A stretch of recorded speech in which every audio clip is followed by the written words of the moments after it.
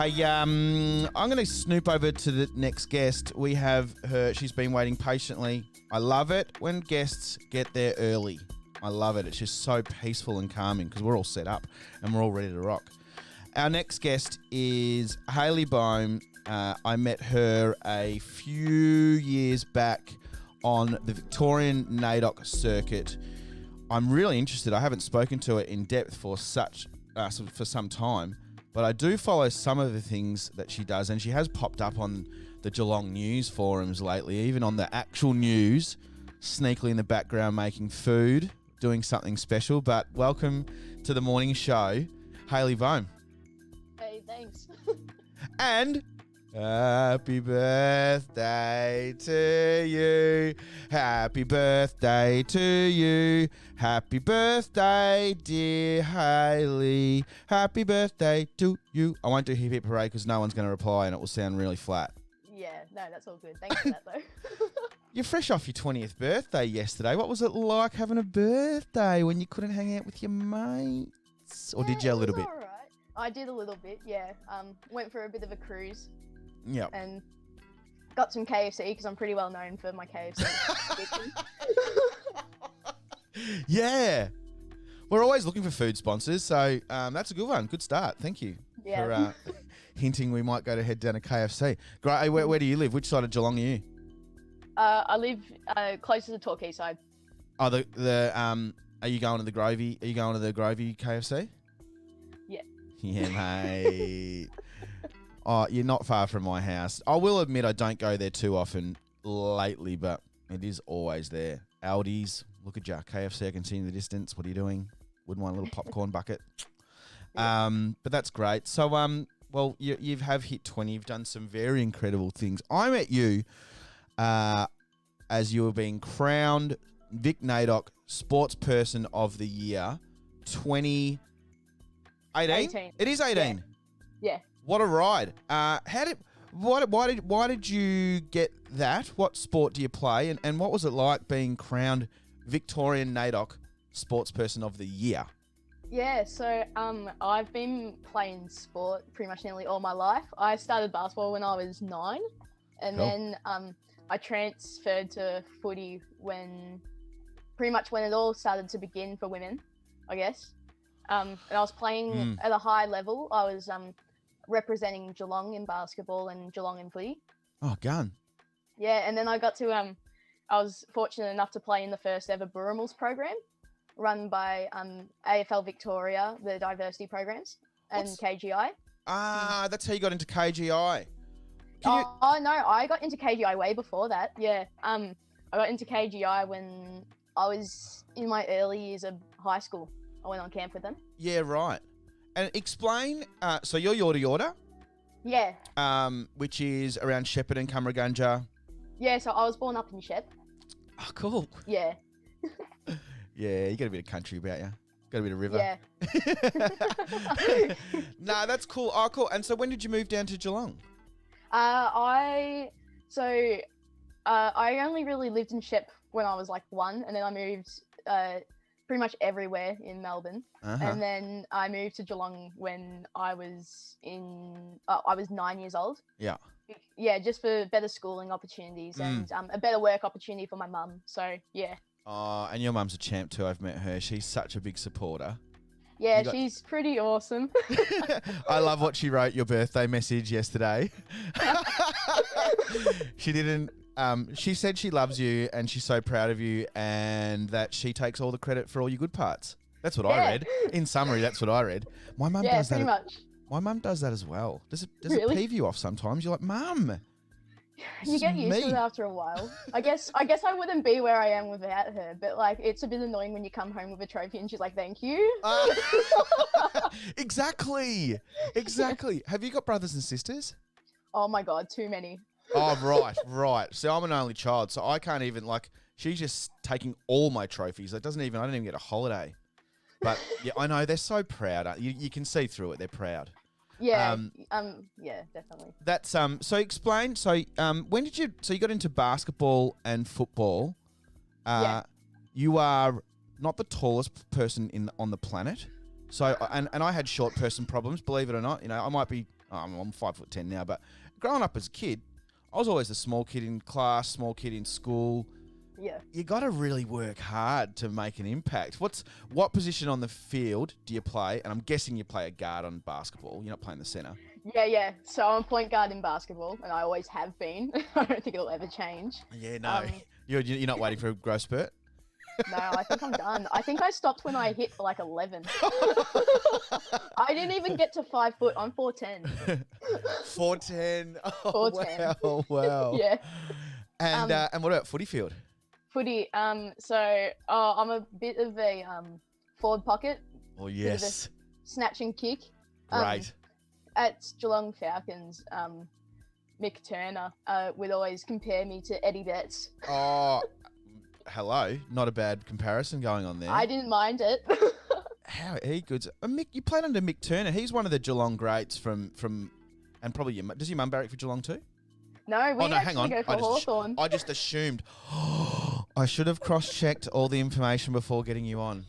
No, that's fine. That's okay. No, you're on now, so I can't kick you off, unfortunately. No, Hawthorn all the way.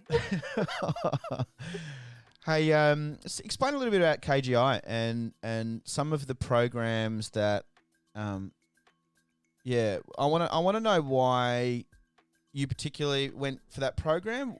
Were you encouraged by someone else to go into it? Did you have any idea about what is it a Barramal program? You said a Burramal. Burramal. Yeah. Explain kind of how important it is to have, I guess, a culturally focused program for a young girl. In life, to go into that program and what was it like? Yeah, so like I didn't grow up knowing my culture very strong, unfortunately. Like with I guess a lot of us Indigenous Australians down here, we've had a lot of mob in the past, a part of the stolen generations. So when I think it was when I hit like year 10, year 9, year 10, I was going to drop out of school. And so, but just before I made the decision, one of my favorite teachers, I'll give her a shout out, Narissa White, she signed me up for the KGI camp and said, you need to go, you need to try it. And I went just before Christmas I think it was like the September, October camp. I don't really remember. It was years ago. And it was, there's like no words to describe how amazing it was. That was the first KGI camp. So at that time we had YMCA volunteers because the program was still building. Right. And I was like, oh my God, I need to come here again. And I think going there made me think I need to stay at school so I can still attend these programs. Right. Yes. Great. Yeah. And then it helped me make my decision. I want to be a youth worker in the future. Well, so explain. Can you recall? I know you said it's a few years ago now, but what did it add to your life or make you realise or highlight in your life that you hadn't experienced yet? What was that program? Did you say connection to culture was a journey for you? Was that at that time? Was that something that made you really proud about your culture? Yeah, it definitely did. Yeah, because I didn't know very much about it, but once I started learning more, and I guess I didn't. Unfortunately, I didn't get to grow up with my mob, so I feel like I got to make a new family, and it made me something to be really proud of, and gave me something to love about it endlessly. And I still keep in contact with so many of the KGI fam. Just. I'm getting tingles, Hayley. I actually, you can't see them. I'm getting little tingles up the back, and it's not because I'm cold. It's so I can relate, and it's not about me, but I can relate a little bit. When it's important that when you connect to country in some way, whatever program, it's an amazing feeling that you get told it's okay to not know your history, and it's beautiful that you got an opportunity to learn your history and to just go, oh, I've got a platform to be proud about it. It's so surreal and very unique. And a lot of people, non-Indigenous people, might not understand it to the depths that happen for Indigenous people. No, I feel like it's really helped me find my identity. Like Like in the first couple of years of high school, I was so lost. I wasn't doing good academically. The only thing I had really going for me was sport, and I was like, I'm probably not going to get that far either because everyone overlooks the small person. So I think it really just made a foundation for me to, find my identity and be who I am. And so you went back. Did you stay at school? Yeah, I did. So I graduated year 12, which was shocking. I did. I did That's it. so good. I joined the VCAL program, which was pretty good. Got a couple of certificates out of it, including music, which was nice. And Righto. yeah, and I did it all with having dyslexia and short-term and working memory problems. So, so school, assuming that it's not too far behind or ahead of, or whatever you want to call it, of the years that I did, school for people with dyslexia and memory issues, is not good. Yeah, no. They're the two probably things that you need to do: read and write, and remember what you heard. Yeah. And so was school not? Were they aware of these barriers that you had to, these hurdles? So when I went to school, I used to go to primary school in Melbourne. Oh, cool. That was before we moved to Geelong, and Mum was kind of seeing that I was under expected level. When I was in grade 4, I was reading at a prep level.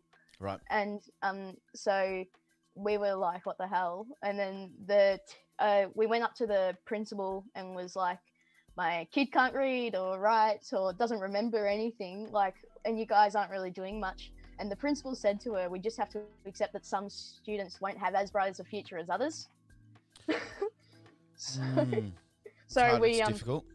It is. And so we moved to Geelong, because Mum had a good work opportunity there, but we thought it'd be good to change schools after that. Yeah, yep. And I was really fortunate enough to go to an amazing primary school that helped me reach the expected level. That was Grovedale West Primary School. Cool. Just off of Hayes Road. Yeah. I know it. On the left there, on the little bend. Yeah. Yeah. I can't speak highly of them. What Greta Lynch and the rest of the team are doing, they're just amazing. That school, 1 in a million. So they really focused on you and made sure you were captured and supported and given options that suited you. Yeah. That is impressive, and we don't hear enough. I don't personally hear enough stories of that. Is it a government school? Yep. Right. That's brilliant. So do you think it was down to the teachers or the school? Was the school? I honestly think both. It's got different values. They don't focus on getting the higher marks. They focus on, I guess, making sure all the students are improving individually. Yeah. Mm-hmm. 2018, you won Victorian Naidoc Sportsperson of the Year. I was so honoured to be a backseat passenger to some of the moments where I was there when you were awarded it. I was there when you were at the Marnbrook show.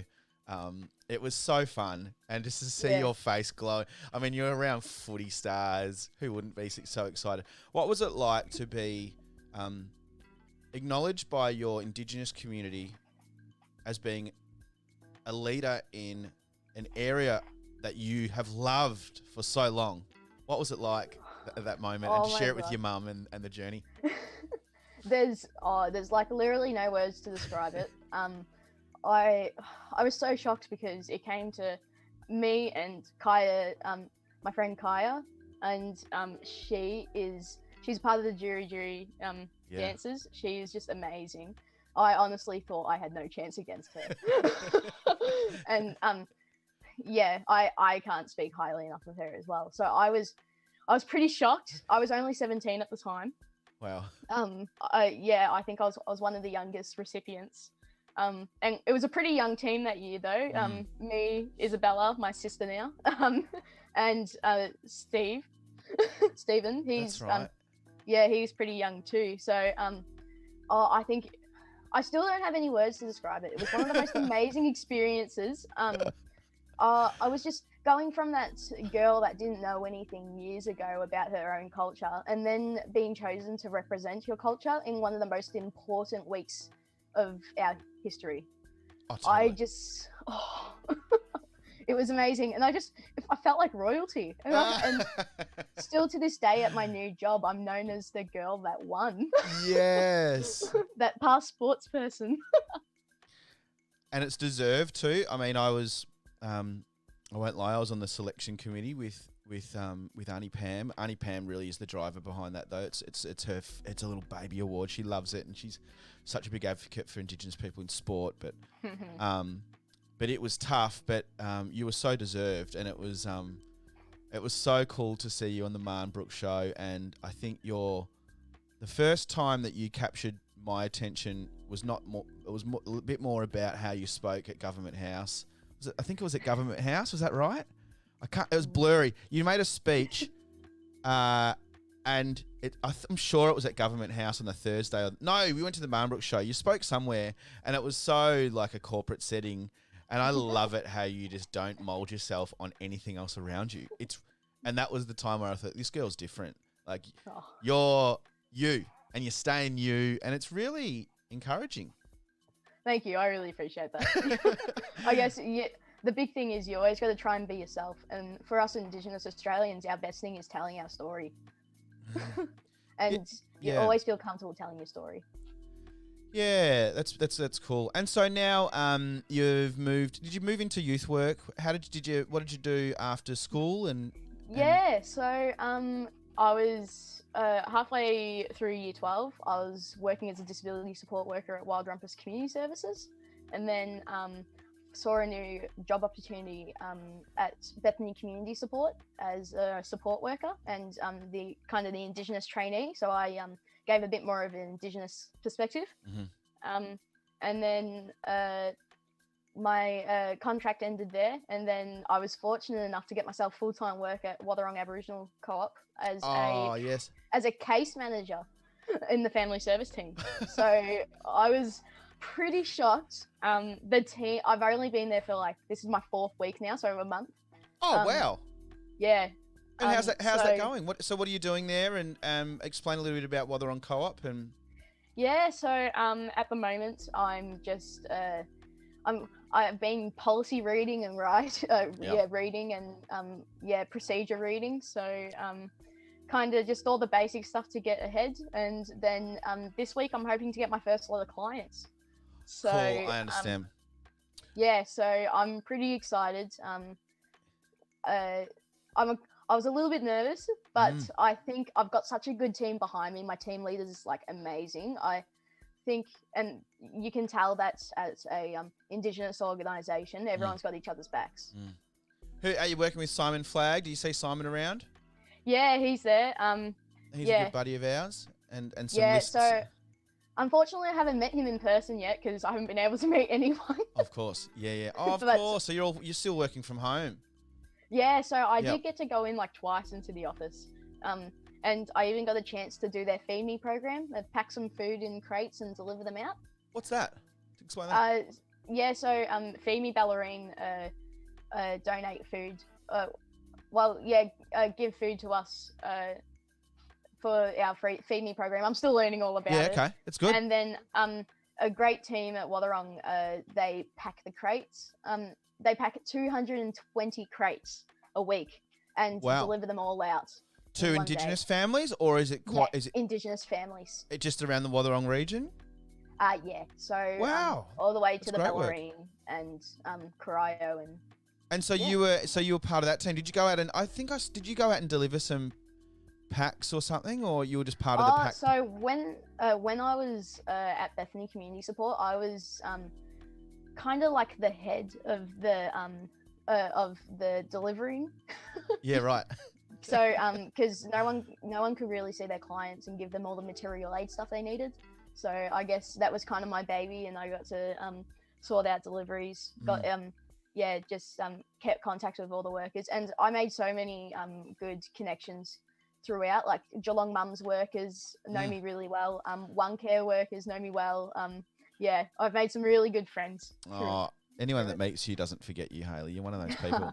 It's like a little positive rocket. I love it. It's great. I think about what the components and the characteristics that lead or attract people to youth work. What do you see in yourself that wanted to launch into that space. Yeah.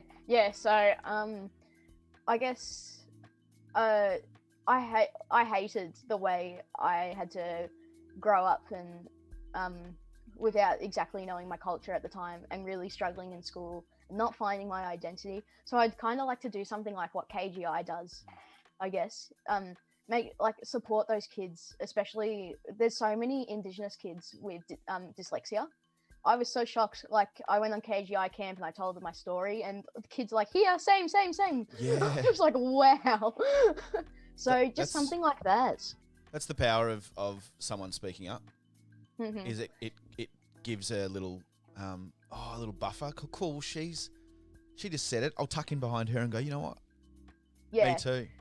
Mm-hmm. That's the power of speaking up. And so you naturally wanted to help others from that outside of KGI. Yeah, I think so. Yeah, so that's pretty much it. I just want to be able to help us young Indigenous Australians live the life that we deserve, especially after all these years of fighting for our rights and for, I guess, basic human life. We've got some people tuning in. With our listeners always go up when we get a guest speaker, but they're exceptionally high right now. Shout out to all the people that are tuning in on Facebook, Twitch, and Mixcloud. We've got Morning, Yorta Proud. There's Adam Muir. Do you know the Muir family? Have you heard of the Muirs? Oh, yeah. I don't have too much to do with them, but I've heard of them. Kane is from a basketball family, but Adam's dad, Adam's family, they're all kind of basketball. The basketball tournament, which you probably would have played in. Have you played in the...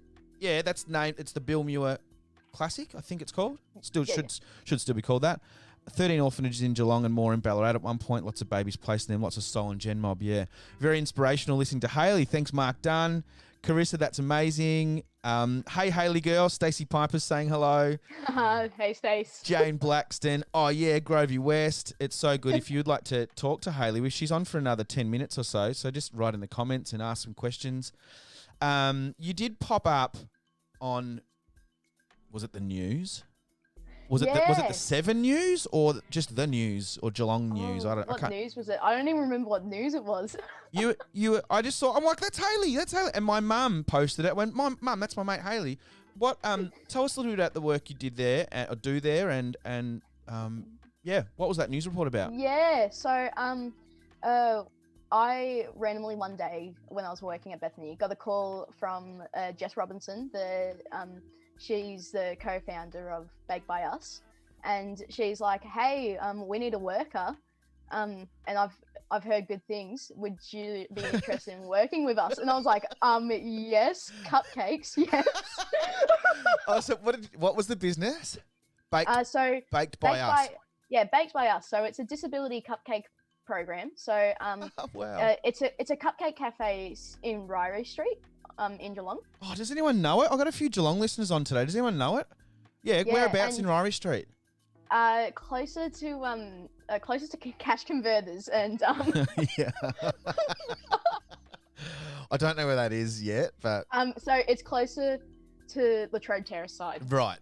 Gotcha. Yeah. Okay, Ryrie, going that way. Excellent. Cupcakes. And yes. I think I've seen it. Is it visible? Yeah. Visible. It's all pink. Yes. It's bright pink. It's bright pink. It's got a cupcake. Yeah. Cool. Yeah. So explain the program. Sorry to interrupt. Yeah. No, that's all good. So it's NDIS funded, and we have 17 disability disability workers. So people with disabilities, and the team's growing slowly. So unfortunately, I had to leave to work full time, but now they have 3 workers there, Jess included, and Jess is like the best boss. Like, she is the ideal boss that anyone could have. That's huge. She's pretty amazing, and so is the team. Kelsey's the other support worker, and there's a lot of banter going in the middle of us too. It's pretty funny. Are we talking cupcake fights? Yeah, totally. We throw them at each other. Pat people on the back, go, "Oh, you did such a great job. You got like a reverse cupcake in your hand. Just go, thanks." No, they have these photos sticking up on the wall of the whole team, and we stick googly eyes on each other. Oh, that's just classic fun. Classic harmless fun. And the 17 disability workers, they're amazing. Such a great team. The cupcake place is open 6 days a week, and they love coming in every single day to work. They love it, and it's a good opportunity for them because they don't get given this opportunity very often. And so what? And can you shed a little light of the range of disabilities that some of these people have? Yeah. And how does the program support them? Yeah. So a couple of them have. We have a couple with Down syndrome and ADHD and pretty much that kind of widespread. Yeah. Cool. Yeah. So there's a lot of a lot of wide range, but I guess we don't have too many one-on-one needed work participants. So everyone's kind of a little semi-dependent? Yeah, some of them, yeah. Well, yeah, most of them would be. Obviously, you still got to help support because, some days are different to others. But when I was working there, I was a one-on-one support worker. So I had 3 one-on-ones at the time. Cool. Yeah. All boys too, and all taller than me. Especially one, he's like, I reckon 6 foot something. Is that daunting as a young, short female, or do you just a little bit? Or your but face? He's a little bit, but he is the most gentle giant ever. Oh, that's beautiful, and that's so cool. I'm gonna get down there this week, I think, and we've got a few Geelong. Someone else said they are amazing, great food and excellent service. Shoe 28, thanks. Yeah, cool. Oh well, I think it's cupcake week this week for me. Yeah, I got a box of cupcakes for my birthday. Oh, that's the best. That's the best. Oh, you'd be that person that could bring cupcakes home. Like, have you gained just some extra pretend friends going, oh, hey, what are you up to today? You working? We're gonna come visit you. Yeah, I think people walk in and go, hey, Jess, we know Hayley. Yeah. Who wouldn't? Baked by Us, I'm going. Jane's going. Jane, I'm going too. I'm going to actually post up a little link to their website in a minute once we say goodbye to Hayley. And are you still doing some shifts there? Or was that just a one-off kind of thing? Well, yeah, so I think it'll just be a one-off kind of thing. If they ever need anyone, I'm more than happy to still fill in. So are they open? Yes, so they're open 6 days a week. You just order online to make sure you get the cupcakes you want. You still can walk in, but if you want to get particular cupcakes, you order online, and they'll even take it out to your car when you go to pick it up. I think this is a very good promo for a business that would be very helpful leading up to grand final week. Definitely. People doing catering, especially around Geelong. I hope this gets them some sales. They have a website. Jano, can you post it up right now in the link if you can, or I will in a minute. That's a great idea. Cupcakes before grand final, final day. This month is their 1 year anniversary as well. So what's the best time to get cupcakes? Oh, that is brilliant. That is brilliant. And so, and this week you're back at work. You're in. When's it going to? Is this week caseworker week? You're going to get some. You're going to get to meet some clients. I'm hoping to. This week's a bit of an awkward one with so many public holidays. Yeah. But yeah, so hoping to start getting my first client or 2 this week. So it'll be good fun. Hopefully I don't do too bad. I don't think I will. Nah, you're so good. I tell my mum that too. You know, she sometimes can worry about making sure she's doing the right thing. Well, like, Mum, you haven't got a bad bone in your body. Like, just go with it. You know, you should give yourself a little bit of credit. And I encourage you to do that too. They need an ad on my show. Yeah, well, that's what kind of ads I want to. I'm just starting to do ads or promoting ads. There we go. bakebyus.com.au. I'm going to slap that link over here. Well, Hayley, there we go. That's the Baked by Us ad. Hayley, I hope you still got a birthday glow. I mean, it's still. Are you feeling like birthdays are over, or I think a few more. I think birthdays go for a few days, don't they? Yeah, surely the birth week. Birth week. And for your AFL tip, I know you're a Hawk supporter, but and you made us for your post. You don't like Geelong very much, do you? Oh, I think it's just, I know, funny because I live in Geelong. Mind you, I go for the Geelong AFL girls because I used to play with a couple of them like in junior years. Yeah. But yeah, I don't know. I think there's something about Geelong supporters. They seem to feel like they have to post everything. And I haven't even seen a Richmond supporter post. I've got You got a lot of Geelong friends, don't you? yeah. I have so many Geelong friends. Like they'd be so pissed off. Well, my Richmond friends have been messaging me over the last 48 hours. And I'm like, what do you want? Like, go away. I know we're playing each other and I get it. You want to just have a little bet or some little wager and I don't like it. Go away. Too stressful already. See, I'm not too fussed on who wins or who loses, but I do have a soft spot for Richmond because I've been at the KGI camps. And half of my family, the ones that live in Ballarat, they've like been going for Richmond for ages. So well, I guess I got to. Yeah, that makes sense, and that's where you kind of lean towards when you're neutral. You're like, nah, well, I'll just support my other mates, whatever. Yeah. It's quite funny. Hayley, thanks so much for joining us today. It's a pleasure to talk to you. I'm sorry I don't talk to you very often, but you look very busy. I keep an eye on you. Keep an eye on you. It's so good to see you, and you're very inspiring. And good luck with your week ahead with the Wathaurong Co-op, and hopefully get to meet some people. And we hopefully see you down the cupcake train, maybe. Yeah. Well, thank you so much for having me. I really appreciate it. It's good to do something different. Yeah. Well, it's nice to have you. All right. Well, stick around. Hey, what kind of music do you like? Oh, that's a good question. I'm putting you on the spot. Come on, you get to pick the song that we're going to go out to. Oh, I like everything. That's so hard. Anything. Ooh, baby, I love the way. Do that one. Oh, baby, I love the way every day. Who's that? Who sings that? Oh, let me quickly find out. Oh, baby. Dun, dun, dun, dun. It's such a good song. I love it. I could listen to it all day. Help us out, listeners. Help us out. Oh, baby, I love your way. Every day. Yeah, yeah. Hey, if you're just tuning in while we are digging up that song, thank you so much. Rani Kier. Yes, Kier's a Hawks supporter, but he's going for Cats right now. Up the Catters. Great attitude, great interview. That's to you, Hayley.